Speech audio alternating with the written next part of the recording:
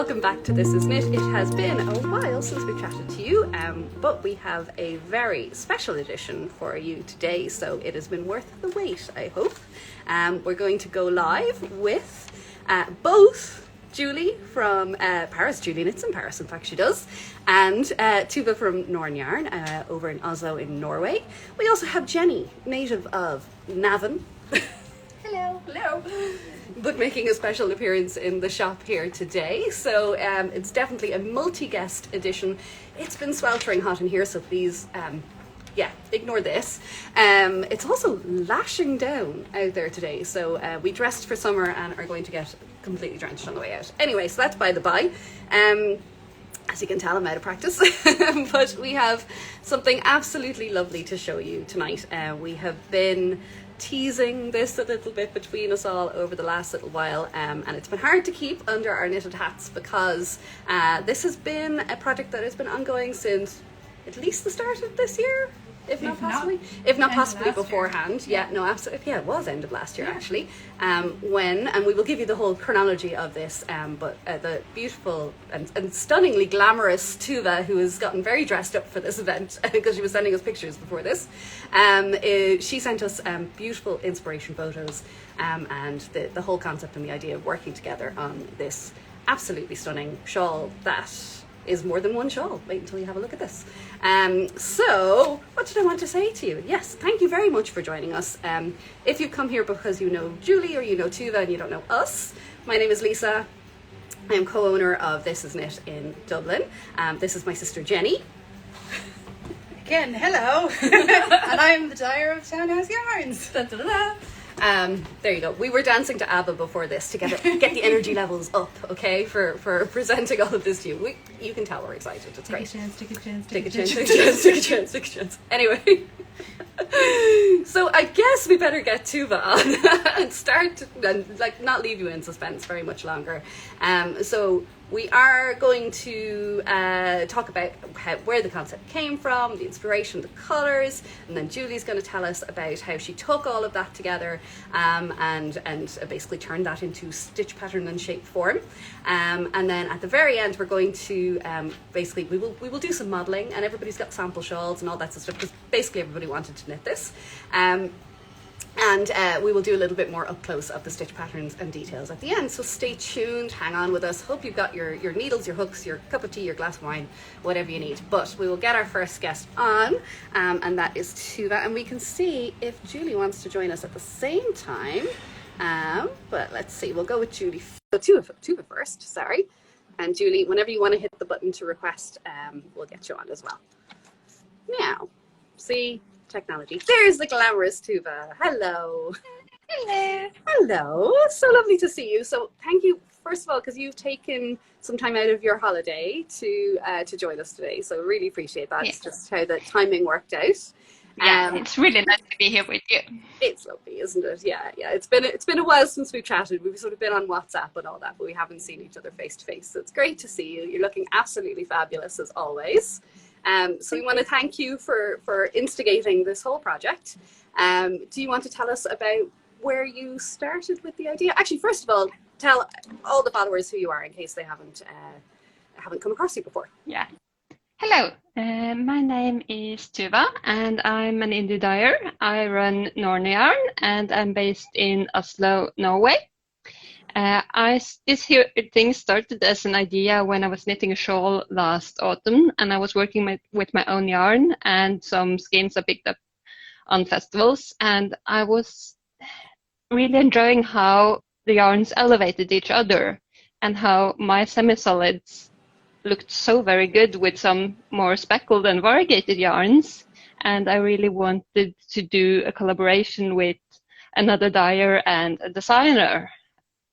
So I contacted you and I contacted Julie Knits in Paris, and we got this whole thing going.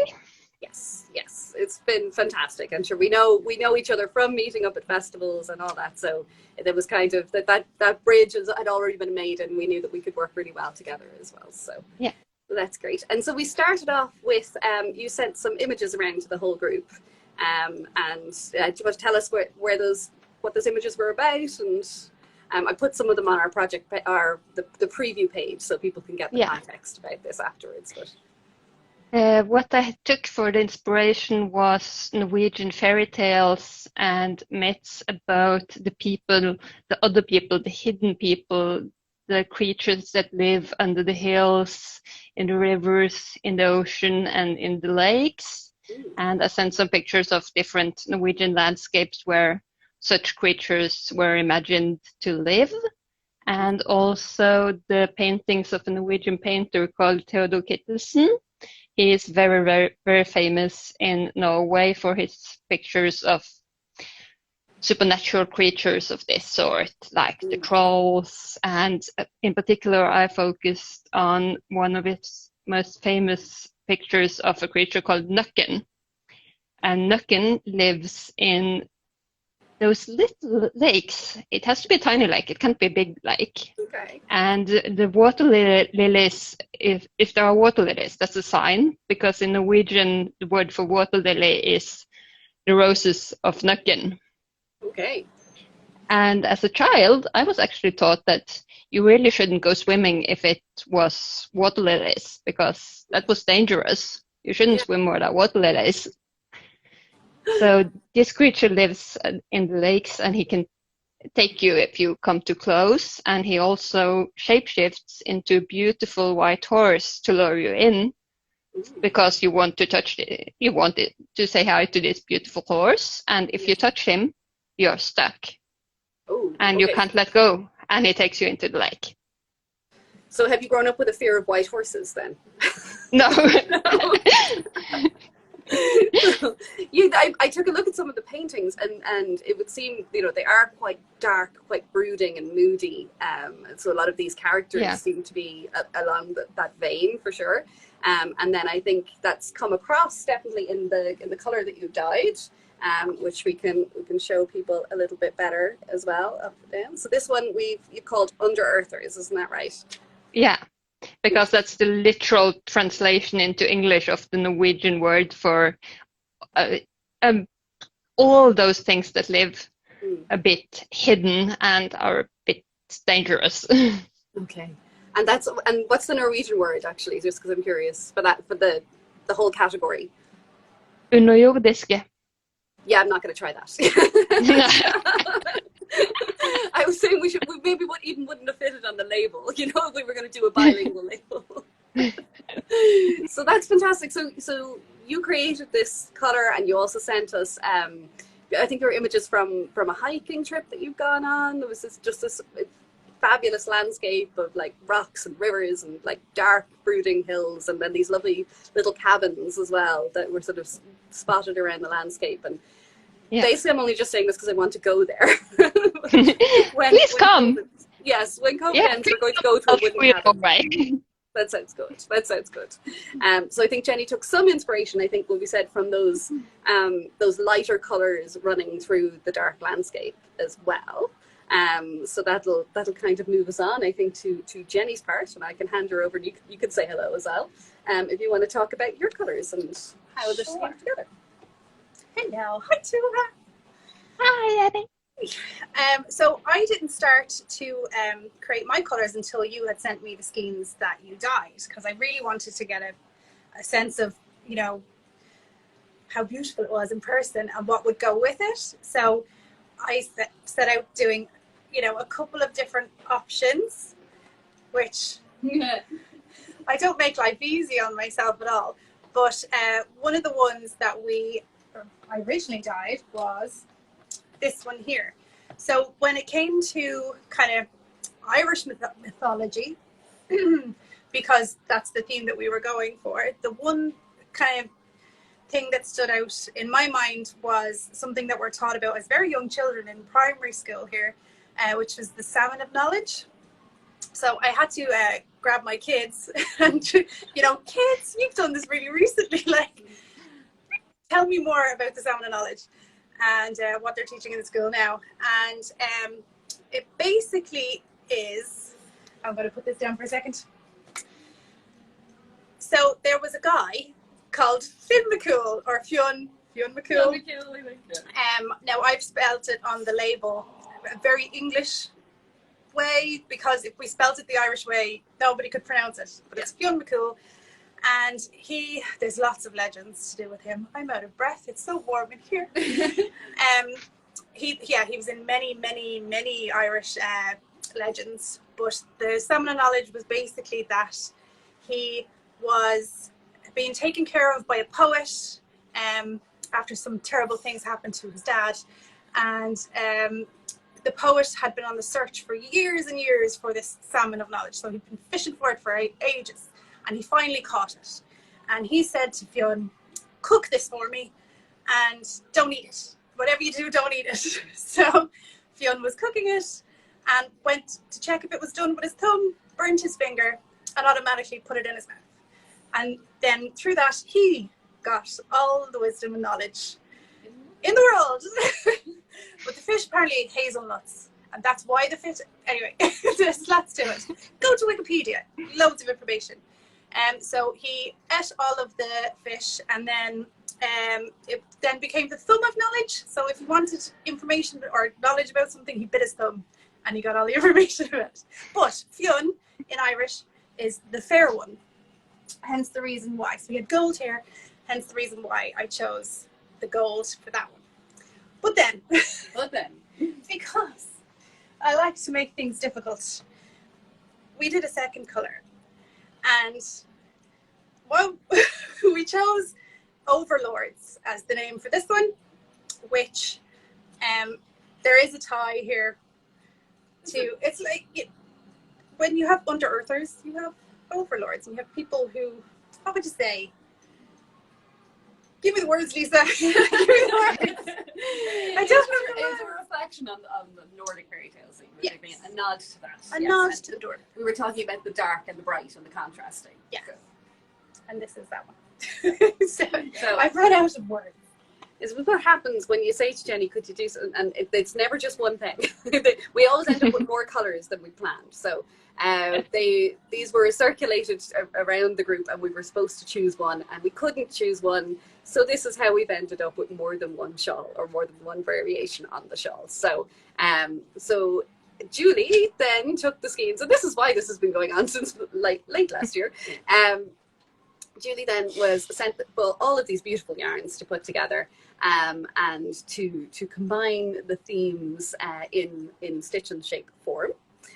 Yes, Aisling is saying the more colours the better. That works for us too. So all of these, the Nordic fairy tales and the Irish myths and everything have been translated by Julie into a absolutely beautiful shawl. And I hope that Julie is able to join us now. Let me just see that. There she is. She's been waiting patiently. And we'll get her on, and then she can tell us a little bit more, and we can all throw on our shawls and show you Nixie is what is the water fairy shawl. There she is. Hello, hello. Hello, how are you doing? Hi, I'm good. Doing Lovely good. to see you. How are you doing? We're going full on water pixie theme. I love it. I love it. Yeah, well, I decided to tutu up for tonight, because I knew Tuva was going to be glamorous as usual. So I thought I might as well make an effort. Very nice. We like it. It's gorgeous. I'm going to turn you up so I can hear you. Sorry. Now, so but from all of these various strands across Europe of mythology and everything, then everything got sent to Paris. And Julie, tell us about what was your starting point? What did you think when you first saw the skeins? Well, I thought that the references that both Tuva and Jenny had unearthed somehow was so interesting that I didn't even want to find any French reference to add to it. I just wanted to play around with the Irish and Norwegian myth. So that's what I did. So from Tuva's story, I got all the water and the very dark vibes of the water. And then this salmon of knowledge story, it's just going to stay in my head forever now. For a long time, this shawl was called Magic Salmon. So I like Nixie. Nixie works. Yeah, in my folder, it was called Magic Salmon, and I knew it was the shawl in progress. So, Very good. So in the end, there you go. Oh, So this is the small one, but even the small one is kind of large. There we go. Shawls, Shawls across Europe. Yay! It's the Shawl-o-Vision 2021. The general shape of the shawl, well, it's called Nixie. Nixie is an English version of the Noken Tuva mentioned earlier. So I just Wikipedia'd Noken, and I found out I wanted a word that was going to be easy to use for everyone. Yeah. And Nixie was a really good one. It sounds a bit like pixie as well. So as we were talking about the world of fairy tales, I thought it was quite a good choice for this one. So Nixie looks like a giant water lily. The general shape is the shape of a water lily leaf. Beautiful. So that you have a few elements from the Norwegian tale in there. You get waves all over the shawl as well. That get you the water element in there. And you have these very dark waves that are worked with Tuva's color on the Rothers. And they're broken by the magic of all the Irish spirits, the magic creatures coming from the water and giving you all the knowledge and all the love. I love that. It's fantastic, isn't it? Yeah, yeah. We feel So so like scholars and poets now. And among the magic elements, you get this textured stitch. I'm not sure it shows really well on camera, but this little bit of texture there was, well, it reminded me of fish scales. So this is the salmon of knowledge for you in the shawl.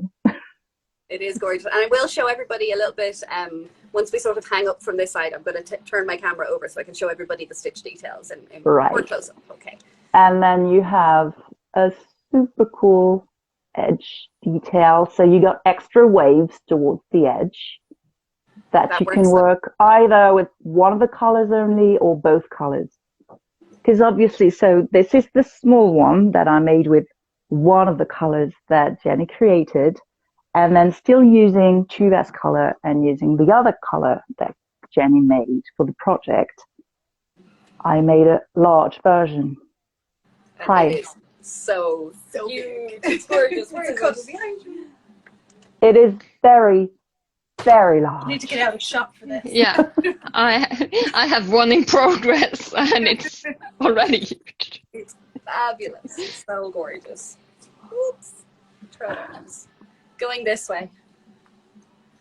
And in the larger one, you get more texture in the border as well. That there's a star stitch in the border that you get in the large version that you do not get in the smaller one. Because, well, you only use one skein of each colorway for this one, so you can't, put everything in there. There's just that there's not enough yarn at some point to just make everything happen. If you get this far, then you deserve a little bit extra. You deserve a little something more, You get the little extra magic in there. It is absolutely, absolutely gorgeous. We're just delighted. And then, of course, everybody went very extra with their photographs of their samples and everything, didn't they? The dream team is always on top of things, but this time. Oh, yes. Oh, yes. So Julie has her dream team, yes. Tuva set the bar on the photos, and we were just trying to keep up with it. Yeah, well, she cheated a little bit because she had the perfect landscape to take her pictures in, so very much so. How can you compete with that landscape? She also had the perfect I'm a virgin on the verge of being sacrificed kind of dress. Oh, you should have photoshopped a white horse in there. Oh, yes. Yeah. We might do that after. Shall I tell you a secret about the dress? Mm-hmm. Tell me a secret about the dress. Just us and 81 other people. Yeah, go ahead. Yeah, it's an old night dress and a pair of curtains. Oh, wow. My goodness. Whatever works. The glam, the level of glam, I tell you. Gorgeous, yeah. So what we've done is we put up a little preview page on our website, because the kits are going to be sold through This Is Knit. So if you click through the link in our bio after this, you'll see the preview page with some of the images that Tuva has taken by a beautiful local lake that her very talented sister took. And that beautiful. They are really amazing. So then, because the bar was set so high, Jenny took us down to the Boyne River, which is runs near her studio. So I forgot to say that the salmon of knowledge was caught in the Boyne. Right. That's a part of this whole thing. It I is. completely left out. But yes, we went, it runs right by my studio nearly. And so we went to a very, very picturesque place along the Boyne in Slane. And that's where our photos were done. They were. So besides swimmers and joggers. You can't see them in the pictures. But we took spot the jogger in the picture and you get a special discount. Exactly, we get them modeled. So we took some videos of both sizes of shawls down there, so you can really see how it's worn and it's in action, and that's been cut in with Tuva's beautiful photos as well, and set to a very dramatic soundtrack. You get 40 seconds of pure Nixie legendary fairy tale phenomenon going on. And so that is up on the preview page as well. And then Julie, you just threw yourself into some water, I think. Yeah, well, what could I do? I know, but they're and she had the perfect dress. What could I wear? So I just, did it naked. Yes. with something. I'm you don't French. need anything else. You don't need anything else. So if we've whetted your appetite for all of that, then you can pop onto the preview page and see all of that glorious imagery.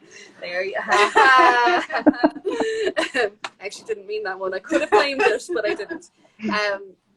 So this is all a build up towards the kits are going on sale this Thursday at 6:30 p.m. Dublin time, 7:30 p.m. Parisian and Oslo time. Norwegian. Yeah. Norwegian time. I don't know if there's more. I don't know. Is there one time? Okay, so that We'll time. figure it out. Yes. So pop back to us. We're going to do. Jenny won't be here, but we'll be doing another live on Thursday, just ahead of that, so we can remind everybody about all of that. And I guess, will we see? Does anybody have any questions? Is there anything that has come up that they want to ask about the shawl? I know somebody was saying, how do you get the shapes? I saw that pop up. Only Tuva could make a nightgown and curtains look stunningly gorgeous. That's very true. That's beautiful. And there's lovely, people are kind of checking in from all over the world. And and Lottie has answered. She says, increases and decreases, manipulating the fabric in a very cool way. So thanks for answering that. And then, I guess I can show a little bit more of the detail. Yeah, like at the bit, since I knew that I wanted to make waves. I wanted the shape of waves anyway, so there are different ways to achieve that, obviously. So I made a lot of swatches. A lot of them included brioche at the start. But then achieving the waves and getting water lilies in there as well, because the idea I had originally was to achieve water lilies in brioche in the shawl. But then they could show. But when you form the shape of the water lilies, obviously you have other decreases that need to happen on the sides while you're creating the water lilies in the middle. And I didn't like the shape of the sides of my water lilies. So I just didn't want to make that happen. One of my samples is right here, actually. I worked with stripes and slip stitches to try to make waves as well. And again, I really liked the way that you could create waves with the slip stitches and just changing it's cables, really. Fake cables and slip stitches. But then I didn't like there was too much of a graphic effect with the stripes, and I did not want the stripes in there. So in the end, I just went for a version, an interpretation of feather and fan motif, actually. So it's lace. It's based on feather and fan, that is, lots of increases at some point and lots of decreases at another point. So when you get all the decreases in one point, you go, and when you get all the increases in another point, you go, wow. So you get this and that and this and that in your row. And it is a lot easier than it looks. Very stunning. Yeah. Yeah, it is. It is pretty easy, actually. I remember that we mentioned that we wanted to make technique videos to help people that are going to knit the shawl. Yeah. So there are going to be videos, but they're really for people who don't feel comfortable trying a new stitch. Yeah. But I really think that, I really think that just reading about the stitch is probably going to be enough for most knitters. But if you want just the extra push, you can watch the video as well. And if you want to listen to me as well. Yeah, of course. Who wouldn't? But I cast my mind back for the first time, you know, trying out a feather and fan technique and not being able to wrap my head around. But no, but how do, I don't understand. Yeah, using one color per row. And yeah, then and it's you work the feather and fan, and then from time to time you just wanted to stop. So you need to make the feather and fan effect stop. yes. So you increase at different points so that you can just get back to the flat line. Clever lady, clever. I would not know how to do that. I'm going to have to go and read the pattern in more detail. So that's why we have Julie. So it is absolutely fabulous. And one thing as well I want to say is that you both very generously offered a little follow-up discount as well, because the kits are being sold just through This Is Knit, just for ease of distribution and all of that. There is a follow-up discount code on Tuva's website and on Julie's website and her Ravelry store, so that you will not only get your kit with your beautiful yarns, one of each of your choice of colours for the small or two of each for the large shawl. Then in your follow-up email you will get some lovely little bonus discounts too for these beautiful people and their wonderful work. So be sure to check out and follow up with us on that, and we'll get those to you. And Lottie's been great in the comments. She's testing it both sides, so she's telling you all about it. One thing in the pattern as well, Julie, is that they are actually blocked to two different shapes. Isn't that right? So yes. Yeah, the blocking is a tiny bit different because since the large one is so large already, if I had increased so much as to create the water lily shape with the large one, I mean, the number of stitches for the last rows would have been just not decent. We've heard this. I mean, already, as it is, you just do not want to know how many stitches you need to knit in those last few rows. No one wants to know. No, just put on a movie. So you get a half pie with the large shawl. Yeah. And then you get the water lily with a different angle for the smaller one, because it sits better on your shoulders. Because when you have a small shawl, you really want it to sit nicely on your shoulders. Yeah. Otherwise, it's going to slip everywhere. Yes. Yeah. While the large one is so large anyway that it's going to stay where it is. Sorry, I've been sitting down so long. I stood up, I was like, ow, I'm getting so old. Yes. So everybody wears their shawls differently, but this kind of style I would always wear like that. And it's gorgeous. And it's nice. It does. Yeah. So very lovely. So that's it's coming around and going all the way back again. So it's almost like a circle with a notch cut out. Yeah. Yes. And I just have it over my shoulders sitting here on the sofa. And I could also, if I had a shawl pin, I could have fastened it on my shoulder, and that would also look quite good. Very good. Like, there's nothing that you would need to hold it there, really, though. No, you could if you wanted to, but just... So we wanted to show that about how it's worn as well, because I think nearly all of it, like with a shawl this glorious, all you want to do is just hold it out like you're about to fly. And so most of our images has everybody just holding it out like this at the back. The large one is actually going to go really well with winter coats, I think, as well. Oh, it will. Yes. And because you can wear it over your winter coat, and it's going to be large enough to actually go all around you, even with a coat. It is. It's a cape, I think, as much. Yeah, I'm already planning my winter outfits with this one. Well, I'm very much hoping that we can all wear these together somewhere someday soon. And yes, please. Yes, please. And we'll do a collective modelling shot through some city in Europe, hopefully. Yeah. Have we talked about the beautiful star stitch? Joy wants to know. Hello, Joy. A little bit. Star stitch is at the end here, isn't it? Gorgeous. So how is that achieved, Julie, actually? Watch the video. Watch the video, okay. They will just see the video. But again, this is all about slipping stitches, and you never need to work with 2 colors at the same time. It's really easy. It's really easy. It's 1 color at a time the whole way. So never 2 colors together on the same row. And very easy stitches. There's no weird stitch you've never seen before. It's just the combination of stitches that you know that are going to create these complicated shapes. But no. So we are reassuring and we are here. Yeah. Don't worry.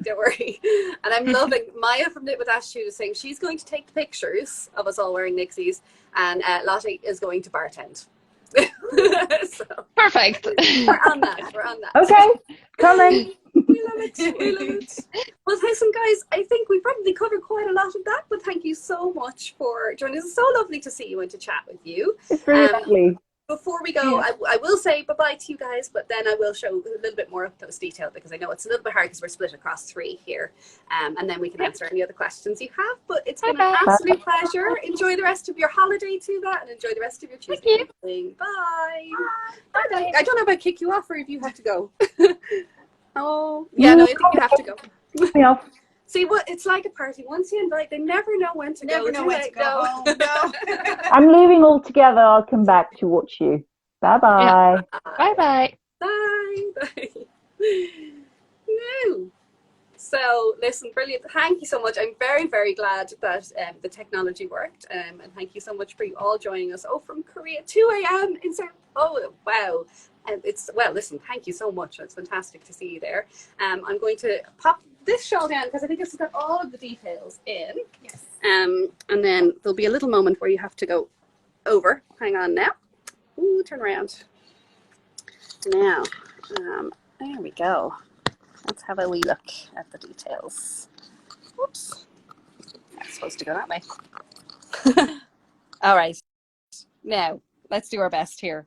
Sorry about the maneuvering there. But here you go. This is just to show the colors in a better light and to show the fabulous details on this edge here. And can I grab the small one as well? I'm just going to overlay it. So we have a kind of variation, I believe, on the Trinity stitch as well, was what Julie had done. And then you can see these skeins. And I'm going to grab the yarn too, just so you get the full picture. But as I said, if you want to pop in and see some of the beautiful pictures that Tuva and Julie and the videos that we've taken as well, then they are up there on the This Is Knit website. And when you click on the link in our profile, you'll see them after this. So here we have Norne Yarn, Under Earthers, and an unpronounceable name in Norwegian, which I'm glad because I don't think we would have fitted it on the labels. You do get 120 grams in this yarn. 480 meters, and it is a beautiful merino silk yak single, which we thought would work absolutely beautiful with our very popular Townhouse Yarns Page Street 4 ply. That was supposed to be 1 color and became 2 colors. So you will have 4 options on these kits that'll go live on Thursday, and you can choose to make yours with Fionn McCool and Under Earthers, or with Overlords and Under Earthers. And this is also a singles yarn, 70% merino and 30% silk, dyed on the banks of the River Boyne where the salmon of knowledge was caught. There you go. So that is the whole story of how this collaboration came to be. It is just been an absolute delight to hang out and to chat with everybody this evening and to put this together. Sorry, this is the shop and this is us. So we are going to go. I think the rain has stopped, and we're going to head off for the evening. We actually have to record a little video for Barcelona's online knit festival, which we're going to do now before we go. So that's a whole other thing. And then I will be back with Joy on Thursday evening, coming at you, answering questions, giving you updates from the shop in general. And then after we finish up our live on Thursday, the Nixie kits will be available, and we will send them all over the world to you guys, no problem at all. So thank you for joining us, and be sure to pop on over to our website after this. Is it a deep green? It is a lovely, rich, foresty, murky, small lake with lilies in it green. I think that describes Perfectly described. Deep, deep green. Okay. I'm gonna stick on some more ABBA now, I think. Yeah, let's go for more ABBA. Yeah. I warn you that the next story that comes up on our Instagram is going to be us dancing to ABBA for energy. So be sure to check that out too. Really nice to hang out with you all, and take care. Have a lovely, lovely evening. All the best. Bye. Bye.